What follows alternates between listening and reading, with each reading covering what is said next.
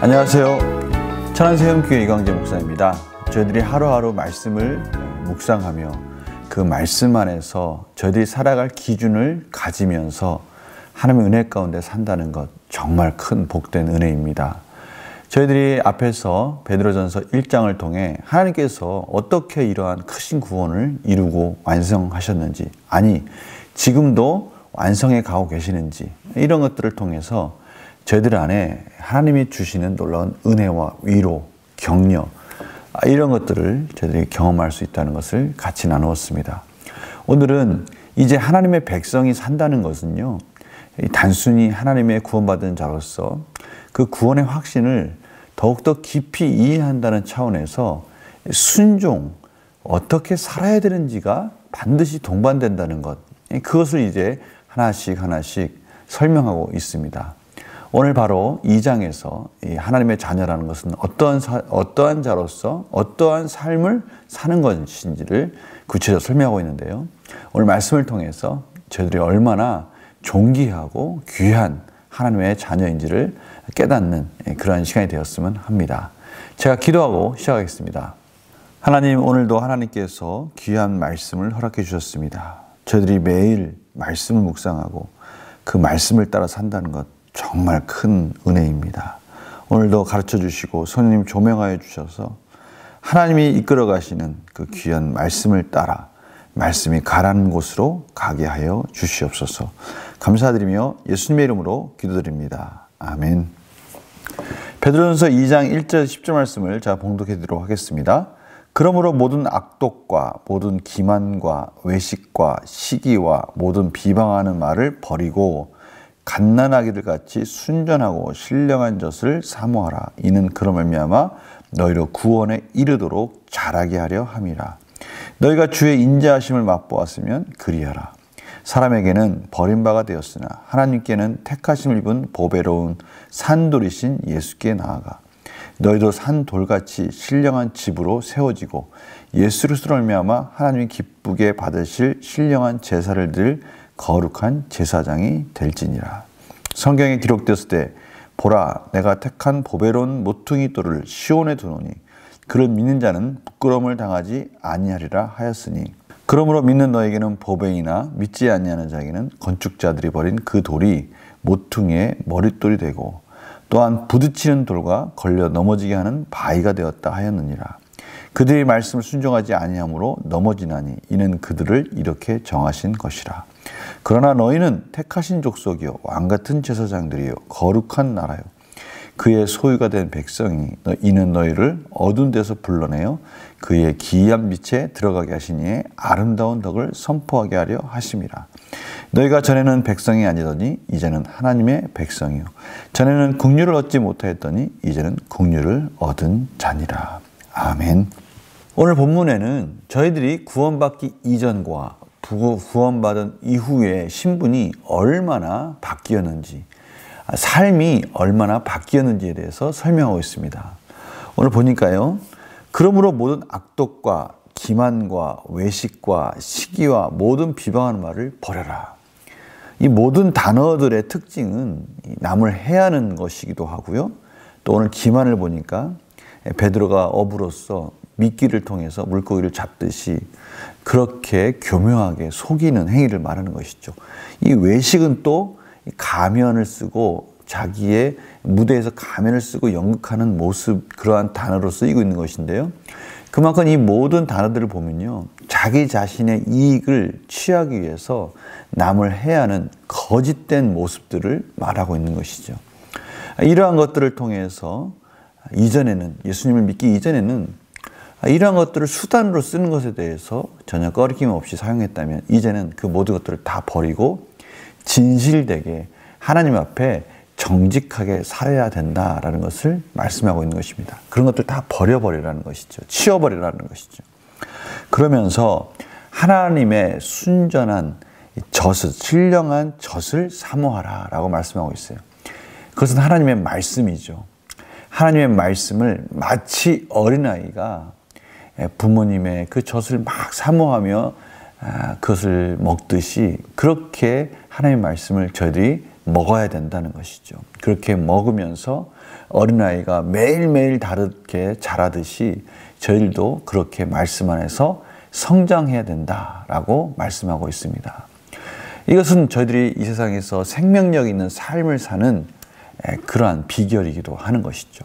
제가 신령한 젖을 사모하고 그것을 먹을 때마다 저희들이 생명력 있는 역동적으로 성장하는 그러한 삶을 살게 되는 것입니다. 이러한 것들은 주의 인자하심을 맛보았으면 그리하라. 저희 삶 속에서 하나님의 인자하심, 하나님께서 용서해 주시고 끊임없이 긍휼을 베풀어 주신 그 은혜를 경험할 때마다 저희들은 이 신령한 젖을 사모하며 자라나는 그런 이유를 찾게 되는 것입니다. 저희 삶 속에서 이전에는요, 죄가 무엇인지, 아니 죄를 지었을 때 어떻게 그것을 해결해야 될지 그런 것을 아무것도 모르는 그러한 사람이었다면 이제는 하나님의 긍휼을 입은 자들이 되었습니다. 하나님의 거룩한 백성이 되었습니다. 이제 이것이 죄구나, 이렇게 살면 안 되는구나 라는 것을 깨닫는 분별력이 생겼고요. 더욱더 소중한 것은 무엇입니까? 이제 죄를 지었을 때 하나님 앞에 나아가서 예수 그리스도의 은혜를 힘입어서 하나님의 임재 가운데 나아가서 죄를 회개함으로 말미암아 죄사함의 은혜를 경험하는 자들이 되었습니다. 이것이 하나님의 인자하심입니다. 하나님의 긍휼하심을 경험하는 하나님의 백성이 되었습니다. 이것이 얼마나 소중한지 모르겠어요. 아무리 죄를 져도 그것을 해결할 방법이 없으니까 개가 토한 것을 다시 먹듯이 그저 죄 가운데 거할 수밖에 없는 그러한 삶이라면 얼마나 비참한 삶입니까? 그런데 그렇게 살 수밖에 없는 것이 구원받지 못한 자의 삶이었다면 이제 저희들은요, 이제 비로소 죄사함의 은혜로 말미암아 거룩한 제사장이 되어서 하나님의 임재를 경험할 수 있는 하나님의 소유가 되었다는 것이 오늘 말씀의 핵심입니다. 이것이 저희들을 살리는 것입니다. 세상과 구별되어지며 하나님의 임재 가운데 하나님의 말씀을 먹으며 하나님께 나아갈 수 있는 자가 되었다는 것, 이것이 얼마나 큰 은혜입니까? 저희들이 이 놀라운 은혜로 말미암아 더욱더 하나님 원하시는 구원을 완성해 갈 것이고요.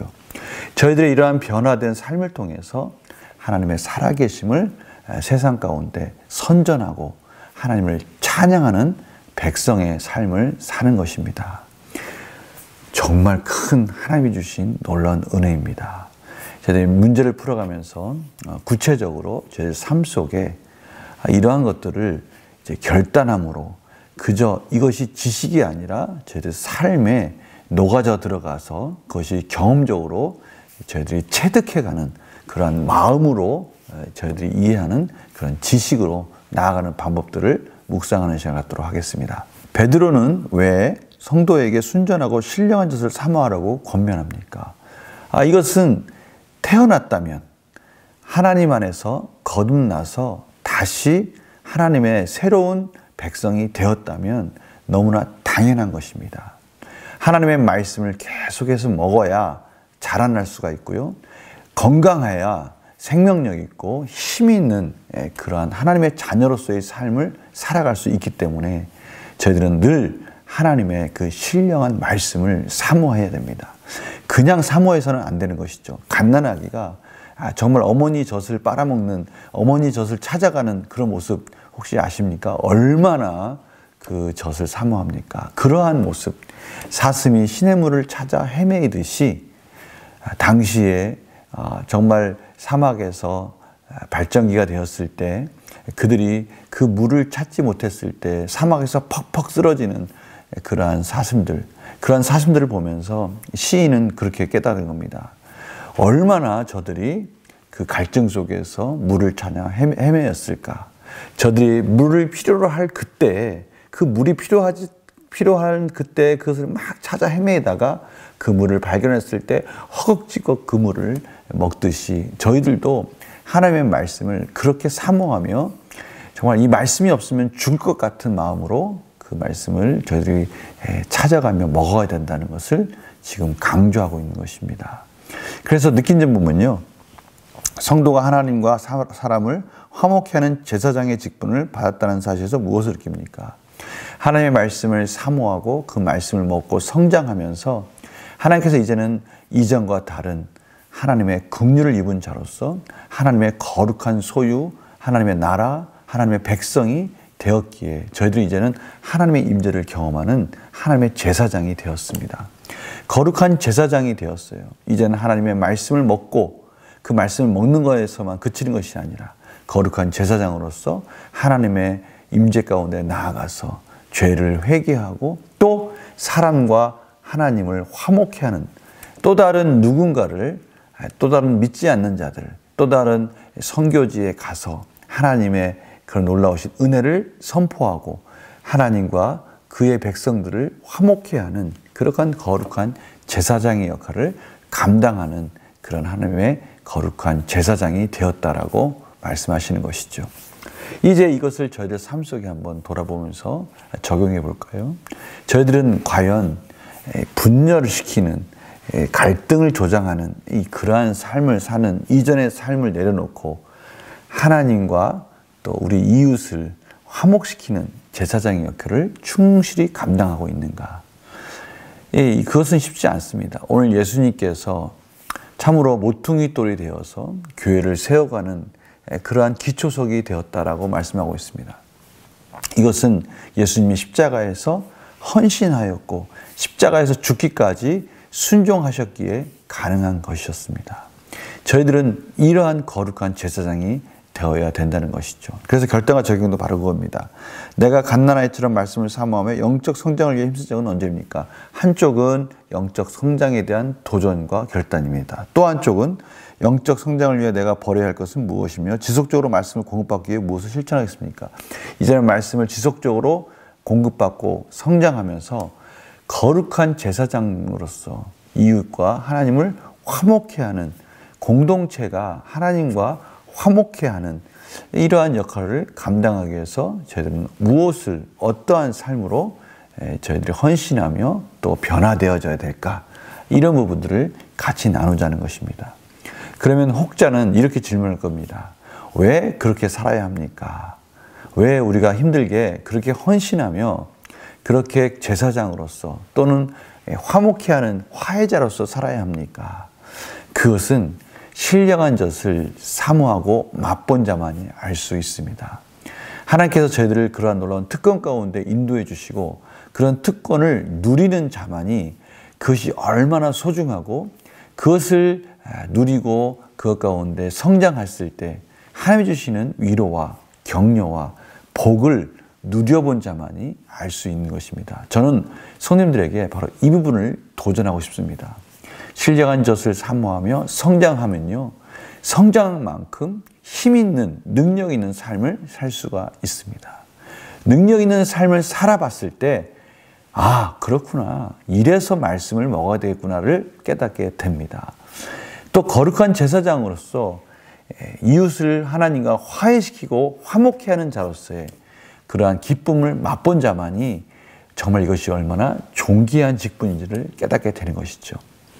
우리 성도님들 한번 도전해 보십시오. 그리고 이 신령한 하나님께 주신 이 특권을 누렸을 때 그것의 소중함과 감사함으로 하나님께 찬양하는 그런 복된 삶이 되기를 간절히 축원합니다. 제가 기도하고 마치겠습니다.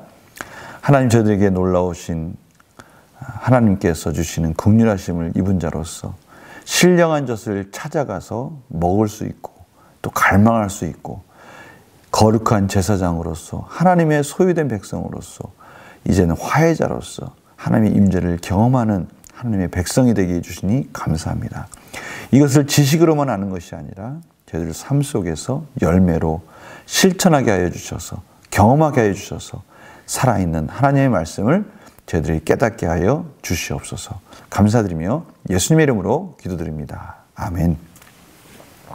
성경에서 하나님의 말씀을 안다, 예수님을 안다, 하나님을 안다, 그 알매 있어서는 지식과 마음이 같이 깨달아지는 것을 말씀하고 있습니다. 그것은 결국 이것을 지식적으로만 아는 것이 아니라 삶 속에서 경험하는 것까지 이어지는 것이죠. 오늘 신령한 젖을 사모하며 그 젖을 풍성히 한번 먹어봅시다. 또한 저희들 삶 속에서 거룩한 제사장으로서, 거룩한 소유된 백성으로서 혹시 이웃 가운데 분열이 있는 곳이 있다면 화해자로서 하나님과 이웃을 연결해주는 그러한 하나님의 중보자로서의 역할을 충실히 한번 감당해보는, 그런 것을 경험해보는 그런 복된 하루가 되시기를 간절히 축원합니다. 내일 또 뵙겠습니다. 안녕히 계세요.